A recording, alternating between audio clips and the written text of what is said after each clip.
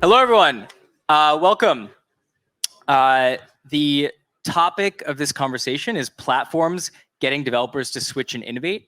But I actually want to stretch out the topic a little bit, because I think in order to have this conversation, you also have to talk about a lot of ecosystem that goes around developers. So talking about community, talking about investors and investment groups, talking about experts that kind of circle around all these players. So I think it'll be a really interesting conversation.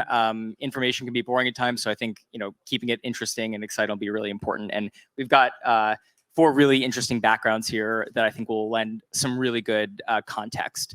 So I think to start off, maybe we just do a round of introductions, why we're sitting here, and then we can kind of launch into some conversation. Hi, everybody. I'm Omer Goldberg. I'm the founder at Chaos Labs.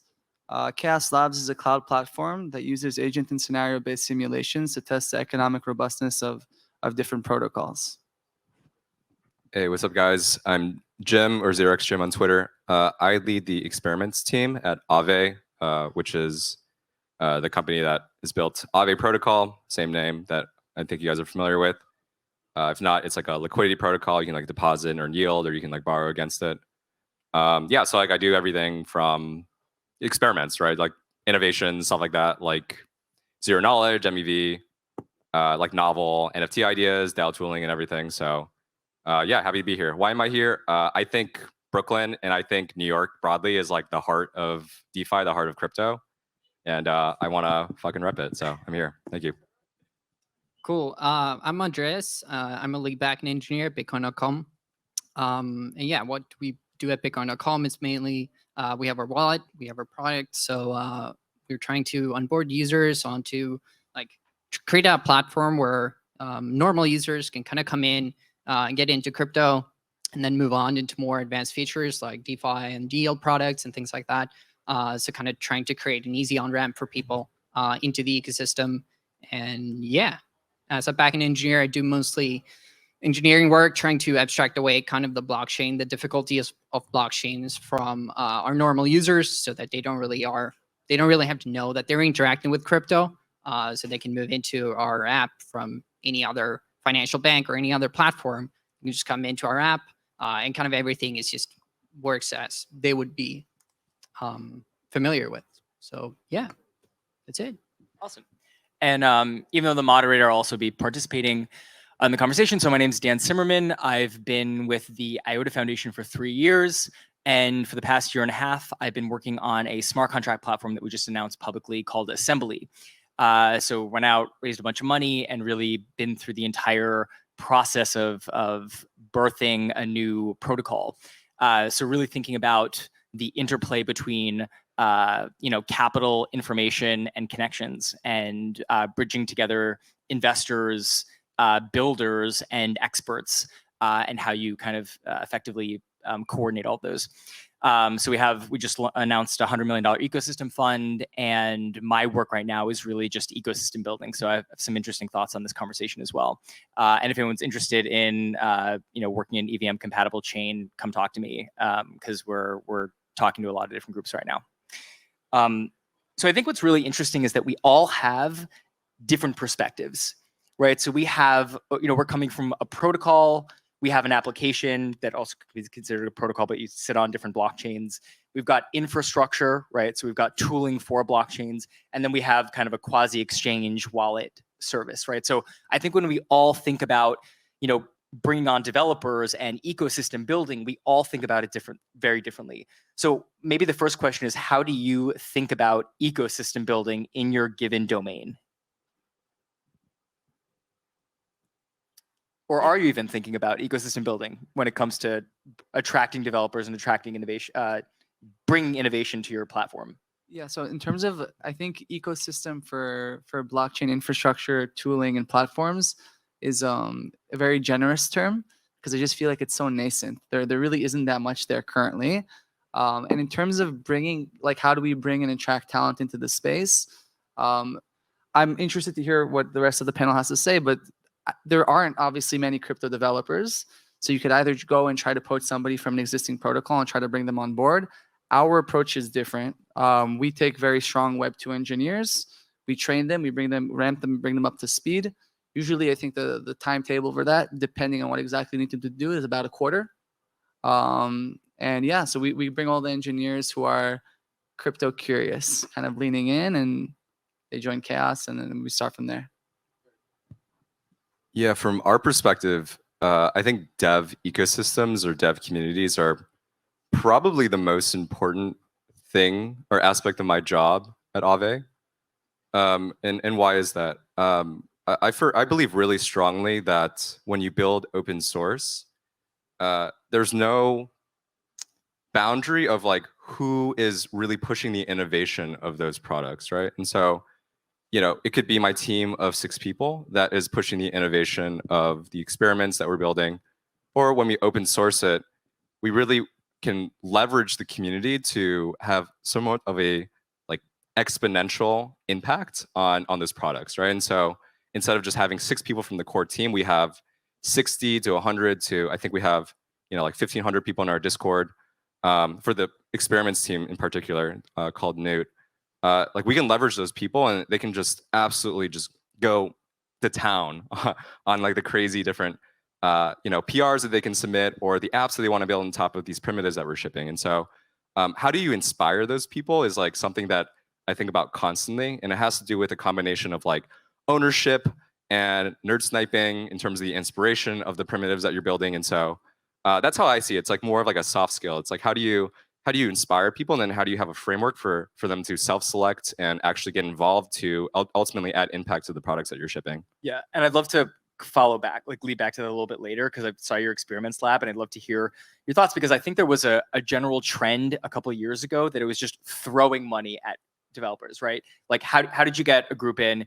You know, you don't have to name them, but you'd hear a big protocol just basically saying, you got a blank check, how much do you want?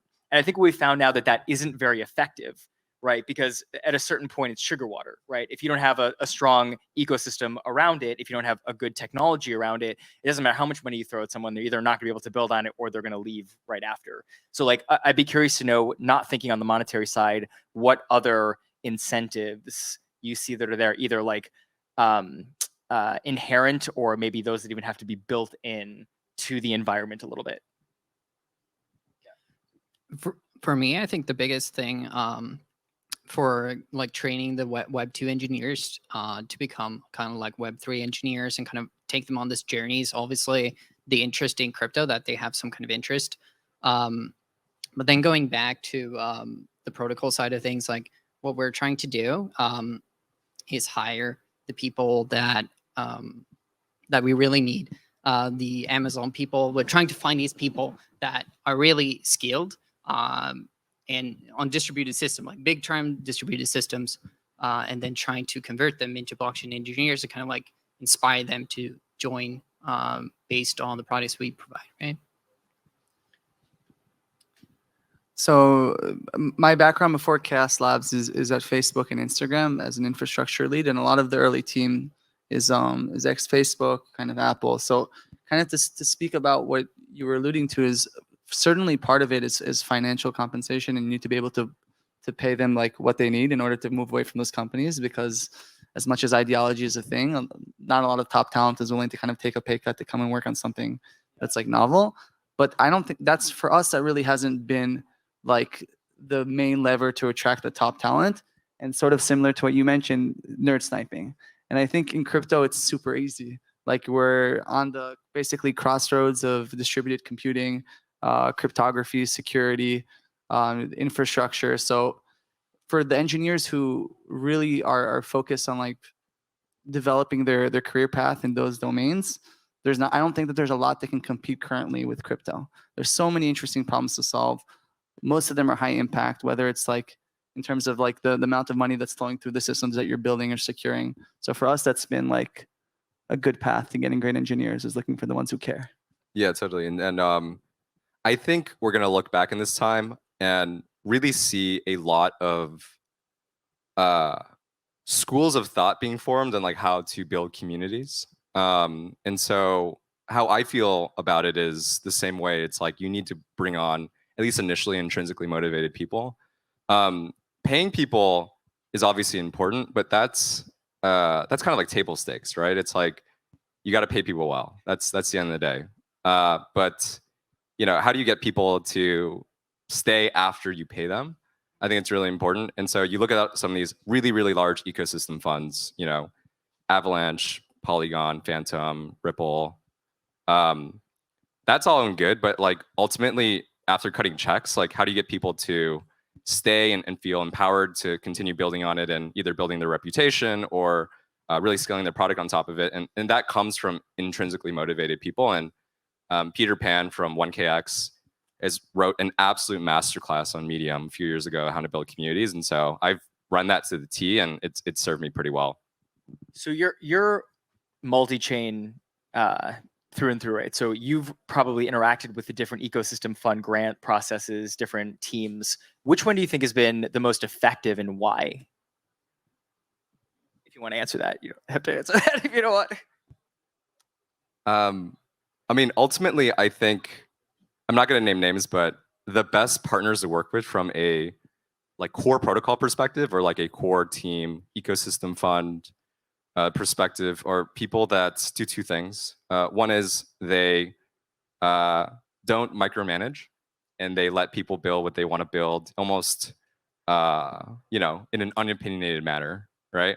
And that's fun because, especially if you're trying to nerd snipe with someone, if you're trying to inspire developers, they just want to do what they want to do, right? And so that's really important.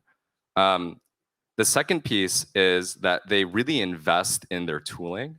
And so nothing is worse than trying to build on top of a protocol that has outdated docs, that has really, really shit, APIs, or like the uptime of like certain things are down all the time. Like the second you encounter that stuff, you're just gonna stop. And so if you do those two things, if you are any protocol funds here, protocol devs, please invest in those because that is how we get other devs to build on your stuff. Yeah, I mean, for the protocol side of things, what do you think is the most important like documentation that they would need to be able to build on it, right? For us, we look a lot about like, is this what is the team like behind the protocol, right? Is it a team that knows what they're doing, the technologies behind it, right? Does it make sense? Is the documentation good? Like, and that is a good way of doing that, right? But what are you kind of looking at for what's a good documentation for these teams? So I can answer like from the perspective of, so we've gone through the grants processes in protocols, but mostly with layer ones for how we work. Also will not name names, but like in terms of like the partnerships that we currently have, it's been with like Terra, Near, Polygon, and of course Avalanche. And for us, it hasn't been so much like the documentation exists.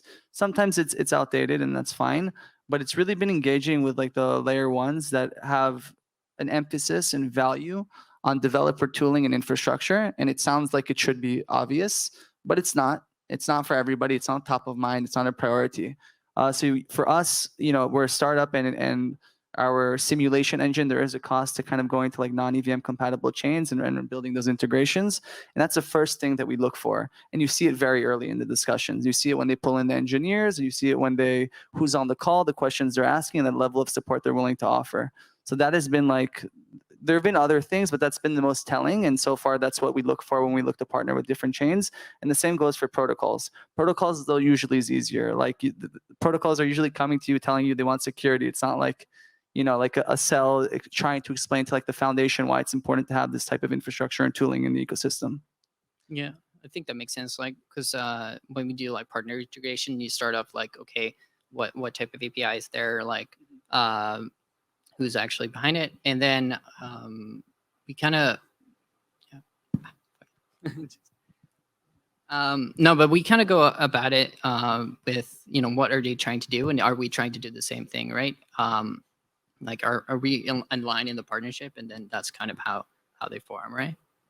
So how important do you think community is? Either your own communities, right? Because one could argue that in this space, community kind of just grows as a result, whether you're a product or a protocol or an exchange, right? Like, how important do you think community is for your own operations, but also for the protocols that you're interacting with? Because I think oftentimes we hear that so often and we think it's just obvious, but I think we often forget like how important it is. Like, I'm sure everyone here is part of one or multiple communities.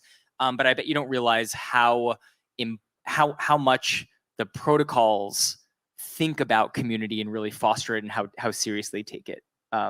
So how do you factor community into the equation when you're thinking about who to partner with, how to build, how to strategize? So I think it's interesting because like the communities are super diverse, and obviously everybody has different interests. So like some of them are more financially motivated in terms of, you know, defining the success of the project in that way. Others are more technology or other things. I think communities' roles are like the role of community is going to be increasingly more important. And I'll explain what I mean by that. I think right now most of the standards of the protocol, in terms of, you know, the UX, the security, the infrastructure, all those things are really set by the founders right now. And they basically define the standard for, or the level of expectation for their product. But I think a healthy community in the future will set that standard. So whether the product needs to be improved or there needs to be a larger emphasis on various improvements, that should come from the community. And I think the most successful protocols, like Aave, for example, have passionate communities, and you see a lot of kind of things coming bottom up. Yeah. Community is the go-to-market of Web3. I think it used to be the case where you would ship a protocol and you would have to have some opinion on the app or the use case on top of it. And kind of what I was alluding to before, that stifles the innovation that's happening on top of the protocol if you have to do that, right? And so what is better is letting 100 flowers bloom and having the infrastructure and the support system and the framework in order to have that happen, right? And so for me, community is not a fourth, like a secondary priority to like shipping from a protocol perspective. We should be shipping the protocol in favor of the community so that they feel inspired to add on top of it. That's something that we believe super strongly at Aave. You know, everything that we ship is a primitive that other people can use. We have our own app as a reference implementation on how you can use the different functions of the different smart contracts. But at the end of the day, we want other people to build on top of it. And so for Aave protocol, we've been fortunate to have organizations and protocols like Pull Together and Barnbridge and Index Co-op, ship on top of it, because ultimately it's a platform that enables other financial use cases. And so that's something that we think a lot about when we ship new versions. Yeah, I mean, community is the first thing you see, right? When you come into a new thing, you're a new user, you're going to drop into a Discord or something like that. And that's how you're going to gauge, like, am I interested in this? Like, that's a big thing in NFTs, right, as well, right? That you look for a community that suits you and find a protocol or a product or a company or NFTs that kind of resonate with the community that you want to be a part of, right? So communities are super important, right? It's kind of the gate to where everybody's going to, first see your product and actually evaluate it. It's going to be from your community. And if your community is not respect or like viewing what you're actually doing, or then you're going to struggle a lot with actually improving your protocol and actually building for the people that are part of your community, right? Which are the people you're actually building it for, right? Yeah. And I think another thing to keep in mind as well is that anyone here who's got their own application, maybe they have their own Discord or their own community, the best way to find talent is often in your own community, right? So like you'll often find that there are people that just maybe came across your documentation. Maybe they were fascinated by your concept. They lurk around for a while, come to find out that they're maybe get a turn to become one of your, core devs, right? So like cultivating that flow is also incredibly important. And I think on the other side too, if you're an engineer and you're looking to participate, maybe you already know this, getting it, like, a lot of the Web 2 people, like the best thing you can do is just go into a Discord, like start digging around, talk to people, like show that you have something to offer, and then you'll immediately get noticed by, leadership or the people that are kind of responsible at the head of the DAO, whatever you want to call it. I think that's like incredibly important. Yeah, Web3 is all about show rather than tell. And so for anyone that's interested in working in Web3, applying to a job is probably the worst way to get a job. You should be forking the code, hacking with it. If you're non-technical, you should be writing docs, writing threads. Generally just, being additive to the community, only then can you apply to a job and say, here's what I've creatively done in my free time to help this organization, help this project. Like, this is why you should hire me. And you don't need to even add a resume at that point because your work talks for itself. Just make a PR. Exactly. Just ship something, please. That's the best way to get a job in Web3. So, developers are arguably attracted by capital and users, but how do you keep users in a network or an application with many competitors, right? We've got hundreds of competitors every day. You've got another fork that could invariably become a competitor and could attract talent. So how do you create a moat, or how do you keep people in the ecosystem, or do you just not, or do you just kind of let them fly and they've done their work and then they decide they want to go somewhere else? So I can speak from the point of view where we work with a lot of different protocols on different chains. And just like some of the ones that stand out the most for me are like Maker and also Benki. And so the bar for retention is so much harder in Web3, right? Because everything is open and transparent. You can get forked any day of the week. And then what? So what I see from like the strongest teams that are able to consistently grow is that they don't compromise on quality, and they're constantly innovating and releasing new products. And that ties back to the community, because then they have their community, people get to know the brand, they get to know the team, they build trust with them. And that's where real retention comes from. But there's no like moat or like, vendor lock-in or stuff that you would see it like we saw it like Facebook and Instagram and stuff like that. So the bar is higher, and it's the teams that are building. Yeah, I think as well, like, keep it interesting for people. Like, people want to work on the things that they're interested in, right? So if you kind of put restraints on people and in your company or in your organization, then they're not going to innovate. They're going to get bored. And then since it's so easy, like you're saying, to switch to something else, like they will, right? They will move somewhere else and move to another team and keep innovating there, right? So if you want to retain talent, it's a lot about, kind of give the people what they want. Like, if they want to innovate, like, let them do that. And all of that, I think, is really, really important. Product is not a moat anymore. Community is a moat, but not in the sense of like, rah, here are our values. It's a sense of co-ownership over how this product evolves over time. And so why do people stay in blue chips and work on them and add on top of them? Well, one, they fundamentally believe on what the blue chips do, and that's innovating, but also, and now they have this position in the community where they're grounded on like security, and they're grounded on being more of like a primitive for other newer kind of projects.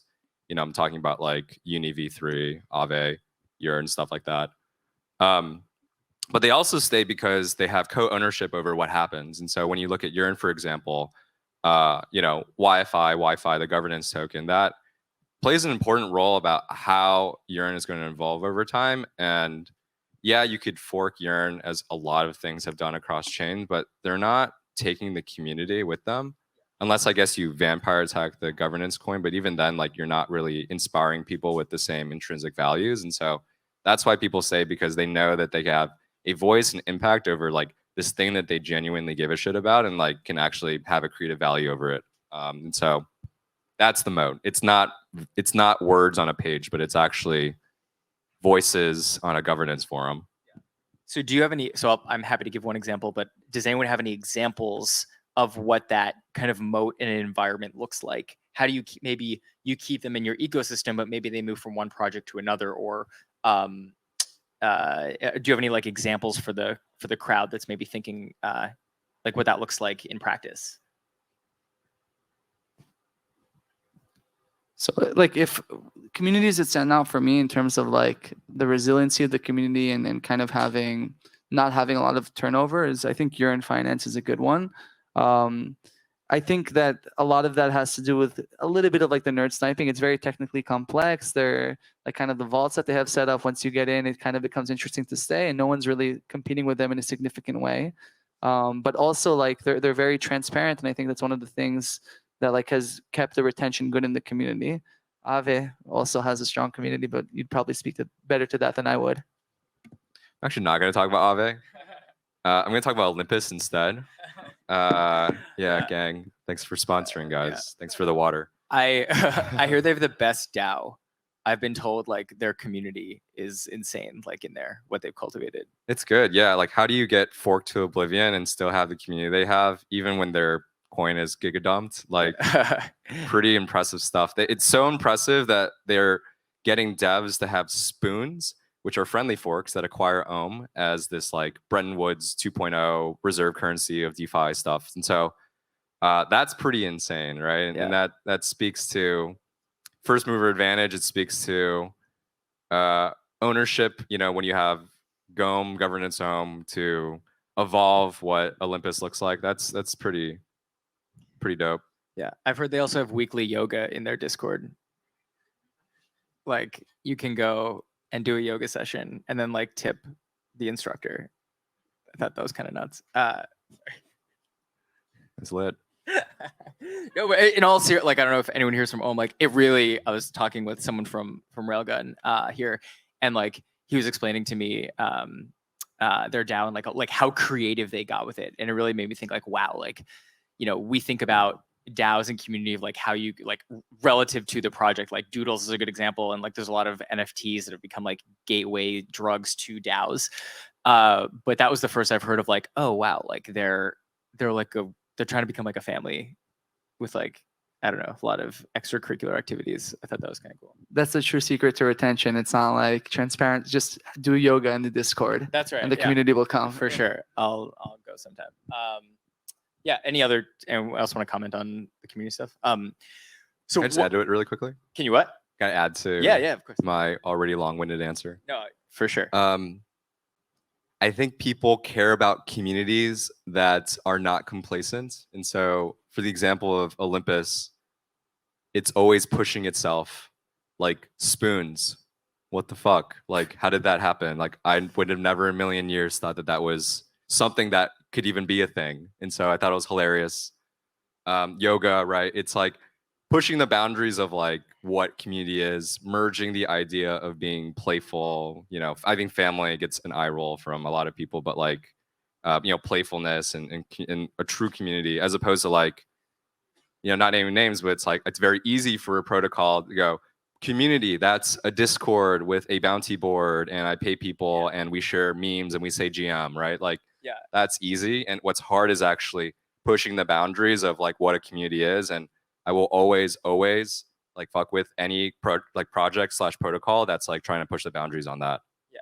I think people forget how important like being playful and being like a little hokey is like in these communities. Like we have in the IOTA Discord, we've got a spec channel, and like every time I go in there, I just get wrecked, like just destroyed. But it's like playful, and like they're like, I'm always happy to see them, and like it really does feel like a family, even like a speculation channel. Yeah.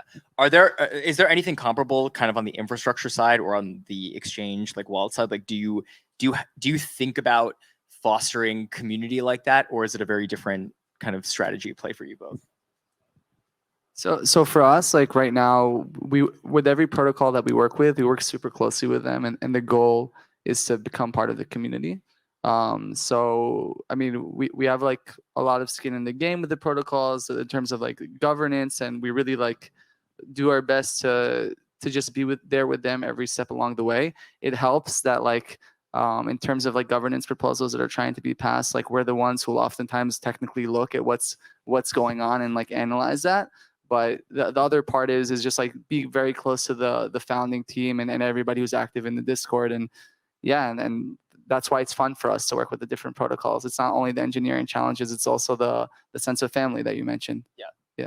Yeah, absolutely. It's super important, right? The community is a way for a normal user that just came into crypto. They find a community, and that's kind of where they can grow their interests. They see what everybody else is doing in there. They're seeing what everybody else is buying, what everybody else is swapping into, right? It's a big gateway into the crypto ecosystem. So obviously that's super important for us as a wallet, right? We want to get people into the app using crypto, and then understanding like where to go next, right? Into what other project or what other thing, what can I do with my crypto, right? Now I got crypto, like what do I do, right? And then the community is super important where people find what they actually can utilize their crypto for. So yeah, super important for us So as well. how do you scale this? Because maybe people that come from like traditional company backgrounds, maybe you've had a business development team, maybe you've had a sales team.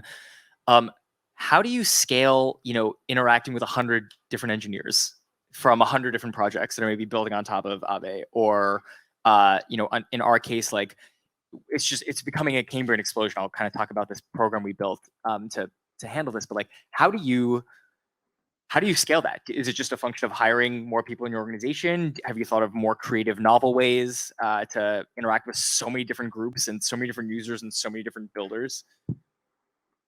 Yeah, I can start with that. So I just want to preface, and I think scaling is like a boomer TradFi meme. And sorry, that was way too deep of a cut. No, I get it, but like, what do you, in the context of this, like, I'm not talking about like scalability. Yeah. No. I just mean like scaling operations to build community. I agree with you. That's Yeah, So that's what I'm saying is like, what's the okay. Yeah. What's Because I think I've had a lot of conversations with like funds or investors who are trying to go in this space, and they're like, oh, community, like if that's the only moat you have, like how is that scalable, right? Like how do you not just keep hiring more community managers for a bigger community and stuff like that? And I'm just like, I think my response to that is like, doesn't really matter, honestly. Sorry, that's a bit of a controversial take. Because at the end of the day, if you were to believe on the fat protocol thesis, like it doesn't really matter what the core team is trying to do and the margins against it, because ultimately the value accrues to the technology and the people who hold co-ownership over it. But do you think that's the case at a certain level? Like once you become Ethereum-esque, then you can make that case. But maybe for some smaller protocols or some smaller dApps, do you think that there maybe is this kind of pre-Ethereum phase where they do have to sort of think in that way a little bit? I would say higher until you feel like you can hit at least the highest priority folks in your community. And so hire folks that are trying to onboard devs, right, for an example, as opposed to photoshopping new memes. So that's important. But I think where you have to start pivoting is your community team can't be like 90% of your team. So you need to start pilling other people to be in the community, right? You need to have mods in Discord. You need to have evangelists on Twitter. I guess that is, in a way, scalability. And why do they feel empowered to do it without you, like probably paying them or hiring them or whatever? It's through the co-ownership.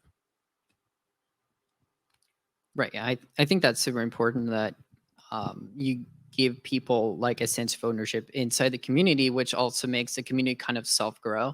Like you don't really need the community team to manage the community if the community kind of manage on its own with the moderators that you put there. So if you create a strong community, it will kind of run on its own after a while. Like you don't really need to hire hundreds of people to manage your community if your community is a good community and the community actually want like what's best for the protocol, right? So then you're not gonna necessarily need the huge team, right?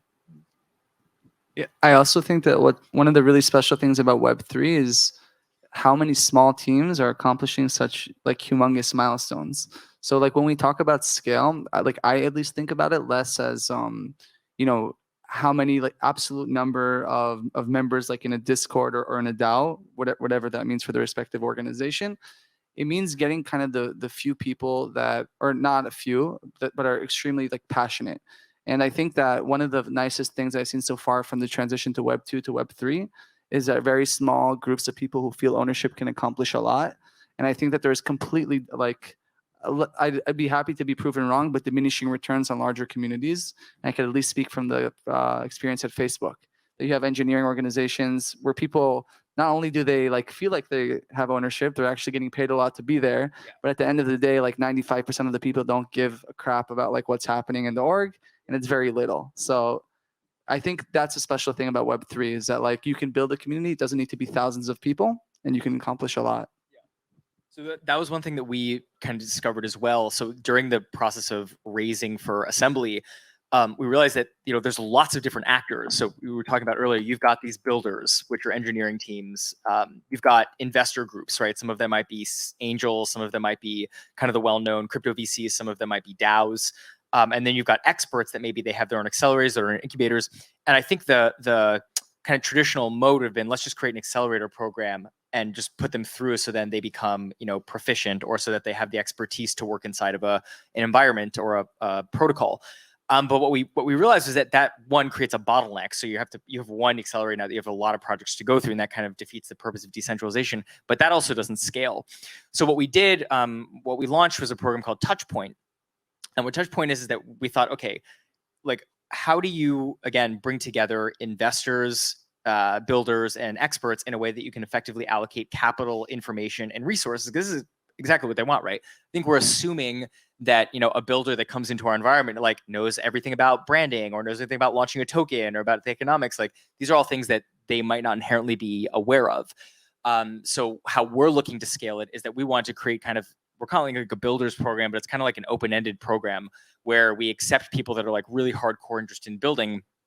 And then, we talked about building a moat. For us, we think that the best way, and you could break Touchpoint, like anyone could hypothetically have a Touchpoint program, but how every different organization or ecosystem implements that program is really what makes them unique, right? Because what's going to bring or keep a builder staying could be how it could be the talent that you bring them, right? So maybe they're looking to build a team, and you can introduce them to them. Maybe they're looking for smart capital, right? Maybe looking for partners in Asia or Europe or parts of South America. Like, if you can be that routing system, that becomes a very powerful incentive for them to stay and build, and maybe even raise the possibility of them launching successfully. So now they have their own token, they've got multiple funding models. So for us, that seems to be a really powerful model that we're testing out right now. And for us, what we're seeing is that because they see that we are an ally or a support system, they might move from one app to another, but they're still all staying, they see that Assembly supports them. So they're interested in now building multiple applications in Assembly, or maybe even saying, hey, we want to fork what we're doing and go multi-chain and go on to maybe Near, or maybe go on to Avalanche. Can you support us there? So it's really a way for us to support the kind of native application teams that are already looking to build, but it's also a way for us to maybe even bring in people from third parties, groups that are multi-chain, that are EDM compatible, that are looking just to kind of expand their user base and get that support. Because they might not have partners in, Singapore. They might not have, market expertise in South America. So building that system, but keeping it very lightweight. So you're not the one that's teaching them how to do it. You're just connecting them to these groups. So that was kind of like our idea of how to play around with that scaling solution. So yeah, you raise a really good point. Oh, sorry. I'll be quick. You raise a really good point about supporting apps to go multi-chain. I genuinely think like going through the ecosystem, a lot of protocols view it from a very much like platform perspective, where it's like, oh, like if you want to go multi-chain, like you have to work with Polygon and Avalanche, right? And so having like that like developer / founder / project centric view and helping them do that is really interesting, especially because I imagine there's learnings that other projects have by going multi-chain that could be insanely beneficial to someone getting started on it.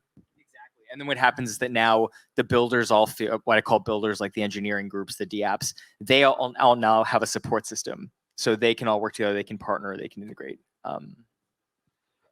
I just think like one very interesting model that's worth to think about for anybody who's thinking about these type of questions is what MakerDAO is doing with the SES. So MakerDAO recently dissolved the centralized company, and now they're a full DAO. And one of their biggest problems is they have a huge treasury and they have like a big grants program. But they've been able to attract talent initially, but the kind of talent they were attracting was sort of similar to mercenaries. People dropping in for random grants, then moving on to the next treasury that was offering more. Then they built the SCS, which is a sustainable ecosystem scaling unit. Chaos Labs has been part of that as the security kind of an infrastructure unit for Maker.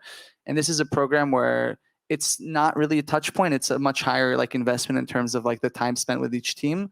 But they're bringing in units to own, or kind of not own, but at least run different parts of the protocol and get the deep technical knowledge. And for us, it's been like we've worked with a ton of kind of protocols and on this spectrum, and it's been really professional. It's something that I recommend for a lot of protocols to try and look at. It's an interesting model for sure. Do we think TVL is a good incentive or marker for success when it comes to attracting talent and adoption? Because this number is being thrown all over now, right? Protocols and even DApps are competing for for how much they've locked up?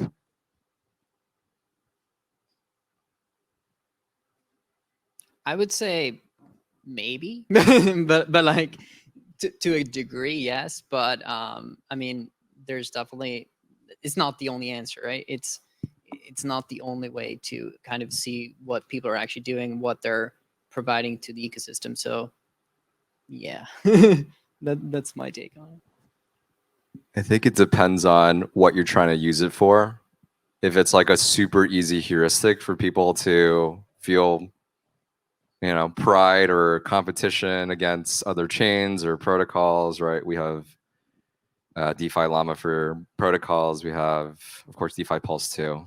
We have L2 Beat for L2s, right? Like people like yelling at other people and they like feeling ownership, and that solidifies their ownership or their connection with the community. And so I think that's helpful to an extent. But I think the more nuanced answer is no, but then you have to have specific metrics for what each kind of like protocol is trying to solve, like whether it be, you know, let's say you're an L2, you would want number of dApps or number of active users, or, you know, if you're, maybe you can have like, you know, if you're Curve, you have like, you know, number of, you know, like vested curve stakers or something like that, or if you're a DEX, you have liquidity. But that's kind of like a boring answer, because then like the answer is basically like no, but the answer is a bunch of different answers that, you know, are like specific to different use cases, which I don't think is very satisfactory to anyone. So my roundabout answer is saying yes, it's fine. I think TVL is like it's a decent vanity metric, and like for in the sea of everybody launching new protocols every single day, it's something that often can catch people's attention. But I think it's really not high signal at all. Oftentimes, high TVL might be like a signal that this, you know, protocol has good liquidity incentives at this point in time, and that that's like a common metric that can be used. And to what you were saying about users, I think the problem in Web3 is that like TVL is a cool metric to flex. If you're talking about unique addresses on chain, it becomes less cool, because you go through some of the protocols. 500. Yeah, in the top 100, it's like 500 users, and that's like friends, extended family, and like less in the Discord. So like we'll stick with TVL for now for vanity metrics. Okay, so we got 15 minutes, so I want to go a little like more kind of wacky direction. 3 questions. So what innovations or innovation is going to bring the next billion users and the next set of developers? Like, what are these developers looking for?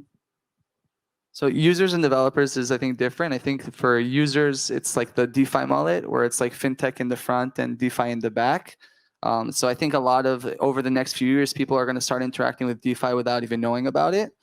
Whether that's a good thing or a bad thing, it's another question. But I think that's going to significantly like increase traffic on chain for various protocols. And for developers, I think the interest is there. It's still very nascent. For all the developers that we're talking to that are coming from Web 2 into Web 3, I think, I mean, it's almost like a meme to say this, but we really are so early. Like friends who are like PhDs, like top fan, like you talk to them about Bitcoin and crypto and Ethereum, and so a lot of them, truly intelligent people, are still not convinced that it's not a Ponzi scheme. Some of the protocols are, but we're early, and it's going to come because the tech is sick and the use cases are real. So Yeah. I think it's just a matter of time on that front. You know what I always say? I always say like Bitcoin doesn't care if you believe in it or not. Like when these people like give you a lot of shit for being in the industry and like ask you if it's a scam, it's like, well, it's still going. It's like 10 years in. Was your question about DeFi billion users or just like crypto in general? Just in general, what's going to bring the next billion users? Gotcha. I'm gonna give you a very different answer then. Okay. So crypto in general, I mean, like to be frank, like I think what we've seen in the past year is that what really, really gets people down the crypto rabbit hole is not DeFi. DeFi is dope, and DeFi is the bedrock of what we're going to be building. But I really think like applications that really resonate with people's like that really resonate with people more than just like money is going to be really important. And so, you know, boring answers are NFTs, right? Content, entertainment, social. Has inspired a lot of people to get on board into crypto. And then they get into crypto and they're like, whoa, like I'm really all in on liquid JPEGs. Can I get some money from this, or can I collateralize this, or, you know, get liquidity? So that's one piece. The second thing is gaming, which is basically just NFTs, right? But the cool thing about gaming is that it's also a really good pipeline for developers. So that's awesome. And the last piece is honestly like work, like DAOs, right? Like I think a lot of people are coming in that are not really interested in DeFi or even NFTs or gaming, but they're interested in applying this like decentralized governance mechanism for whatever they're doing, whether it be education or research and development or energy. Like they want access to this. And I think memes like Constitution DAO really opened people's eyes that like, wow, like coordination of capital can happen irrespective of what the subject matter is. And I'm super pilled on that. And so I get a lot of DMs from my friends, my normie friends who are like, how do I do DAOs for autonomous vehicles at my startup? And I'm like, I don't know, man. Like, you got to figure that out for yourself. But I think it's dope. Do you say super thrilled or super pilled? Pilled. Cool. Okay, cool. Noted. Getting all the lingo. Yeah. It's important to. Yeah, for me, I think the main point is ease of use. You're not going to find a billion people or several million people that understand how to use all these like side chains and L2s and go into your MetaMask and understand really what they're doing. They just want to get in, and you got to give them a very easy entry point. Like how can you basically dumb it down to basically look like any other financial product out there? How can you make DeFi yield product that just looks like savings account or just normal stock trading for people, and things like that, so that actually normal people are gonna be able to use these things. And I think that's kind of a big point where a lot of platforms are lacking. It's very difficult to get into it. It's very difficult to do all these things. It also costs money, right, for people to actually get into it. So you need to pay some money to actually get into it, which a lot of people might not want to do, right? Yeah. And I would have to agree with you. I think 100% gaming. Like I think gaming is going to bring the next billion people. I think it's going to onboard way more developers. Although there are some stories coming out now that like gaming communities don't really like blockchain. Like they're kind of like hesitant and frustrated. They think it's like a scam, or there's like a large portion that thinks NFTs are kind of BS. So that'll be interesting. But I think generally it'll probably be gaming. Okay, so what's an innovative trend in general that you're really excited about in the crypto space? Everyone's saying DAOs now. We're in a DeFi conference, but what if we got a little creative? Like, what's something novel that maybe most people wouldn't come across that you find that's like quite innovative and that you're really excited about? Can I just respond to my fellow panelists' answer from the previous question? Yes, sure, of course. Sir, I respectfully will push back on the assertion that we need to take crypto primitives and make them either abstract them or make them more familiar with the everyday user, in a sense of like it should be as easy as trading a stock. It should be as easy as using Venmo if you're an American citizen, or sorry, American resident with an American bank account. But I think that also comes from the perspective of like I'm doing experiments and you build with a very, very impressive and large user base. But I wholeheartedly believe that we should be unapologetically crypto. There's a blog post that came out earlier this year from Foundation. It said crypto wants to be seen. And they ran into all these troubles with their V1 of Foundation, this NFT bidding platform, because they were hiding things like gas and wallet sign-ins and stuff like that. And then when they did V2, that's when they really took off. And I believe that things like gas and wallets and private keys are just going to become common vernacular, the same way that we had to learn about internet service providers and broadband and IP addresses and stuff like that. And so I hear you. I totally respect what people in that design space are doing. But for me, I would rather be unapologetically crypto. Yeah, I mean, it makes sense, right? Because, for me, it's important to do both, right? You're not going to throw in the normal users straight into the deep end of DeFi right away, right? But maybe by abstracting away in the first place, you can then get them into it and actually make them interested in the space as a whole, right? To actually increase the understanding of what am I actually doing now when I'm doing this, what is actually happening, and that kind of grows them. It's a little step by step for people, right? So they're not just like thrown in the deep end at the start of it, because then I think it's going to be hard to keep get a lot of users in quickly. But if you can kind of like step by step, and then at the end of it, they're going to be just as crypto native as anybody else. And at the end of the day, like that's where everybody's going to end up in the end of it, right? In the end of the crypto journey, everybody's a crypto native, right? But at the start of it, it's difficult, right? That makes sense. Yeah, I agree to that to an extent. Let's talk backstage. I'm like on the fence between them, because as much as I want to agree with you, like I love this stuff and I think it's not that bad once you get into it. But on the other hand, I also think that like everybody who's in this room, we're like all incredibly like lucky and early, like we mentioned before. And like my like anecdote is, before Facebook, I was working at internet.org, where we were building like infrastructure to connect emerging markets to the internet. And like we were deploying versions of our application in every like native language, mostly like in Africa and Ghana, Kenya, Tanzania, also in India, various countries. And we would do UX research through our experiments and try to understand like what were the flows that were really difficult.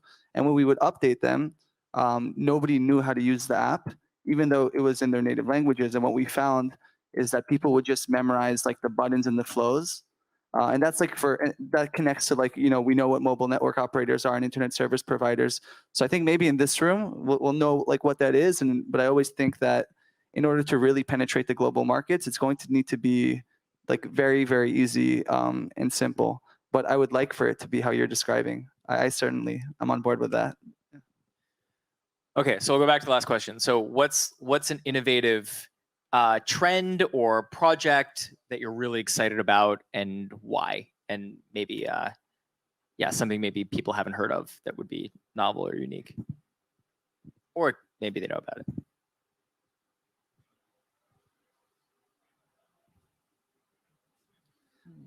I'm very excited about kind of infrastructure becoming mature and helping us like iterate. So I'm DeFi heavy, not so much like the gaming and NFTs, although I have a large appreciation for it. And I think over the last 2 years, we've seen an explosion of innovation and just like different protocols going live and new financial instruments. But the level of craft on these protocols is not there yet. And it's perfect for degens like us who are willing to take risks and kind of be on the edge. But I'm looking forward to like this next stage of DeFi specifically, or all of Web3, where you give all these super talented and innovative people the kind of tools, the level of tools and platforms that they're used to having from Web 2. And then I want to see what comes out of that, because that's truly going to be exciting. Something that I find very interesting, although I do not condone the aping of, is called RoamDAO. It is this experiment that is basically an amalgamation of everything that I've seen in Web3 so far as a design space. And I think it's on Moonriver, if I'm not mistaken, EVM compatible parachain on Kusama. Or it might be on Harmony. I think it's Moonriver, but I digress. It is a Ohm fork, an Olympus fork, where people are able to, so it's an Ohm fork, but it's also a SquidDAO fork. So it's like people are able to earn NFTs by depositing certain reserve currencies, and this NFT also gives you admissions to an ERC20 token that is kind of like akin to an inflation schedule, right? And so why is that important? It's because they're actually building a game in which you can use those things, and so your NFT is like your avatar, and then the currency you accrue is basically like the Federal Reserve or like the monetary policy of this like game economy, right? And so what they're going to do is like they're going to have a DAO in which they can vote on governance for not only like the inflation schedule of the underlying currency, but also just like general game shit, right? It's like should we have this NFT for this crop? Should we have guilds for people to fight each other? Should we have an economy? And so what does that look like? That literally looks like the metaverse. It's a parallel world with its own NFT platform, its own game mechanics, its own governance, its own currency, backed by a treasury. Like, that's pretty bonkers, right? Not that I condone doing it, because it seems a little, glued together with duct tape and paper clips, but I totally respect the vision of that. Yeah, I think for me, it's about infrastructure and how do you actually like scale this out to all these different platforms, all of these different users, and kind of like how can you consolidate them. And so I'm pretty excited about where we're going to go with the whole infrastructure, like the Infuras, the Alchemies, and all that kind of software. Like, where's that gonna go? Or is everybody gonna rely on this coming forward? Like, are we gonna see other providers kind of like decentralized infrastructure and things like that are coming up now, like Graph Indexer, like things like that? I think it's going to be really key, at least for us as trying to do these things for kind of like abstract away from the users, right? How can we not rely on Infura, not rely on Alchemy? Like, if Alchemy or Infura goes down, like, does that take all the Ethereum ecosystem with it? That's obviously not great. So that's one of the big things that I'm very interested in, very excited for, like the decentralized infrastructure coming up. Very cool. I'll answer 2, and then I think we're getting kicked off. I don't know if this is like, I'm excited about this, but I find it fascinating. Institutional exposure to play to earn. So seeing these like guilds being backed by funds and then like lending out NFTs at scale, I think is really, really wild. And there's a couple of groups that are doing that. The second one, which I have to shill, is Railgun, which is sponsoring this conference. Railgun's dope. If you haven't like checked out Railgun, it's a fascinating concept where you can do layer 1 privacy, which, if you're kind of familiar with the privacy space, it's pretty novel to do with ZK Snarks. So most of them are either like layer 2 or their own chain. So you should check out Railgun because Railgun's dope. And with that, yeah, I think we're done, unless there's any last comments. Thank you for joining. It was awesome having you, and we'll let you go.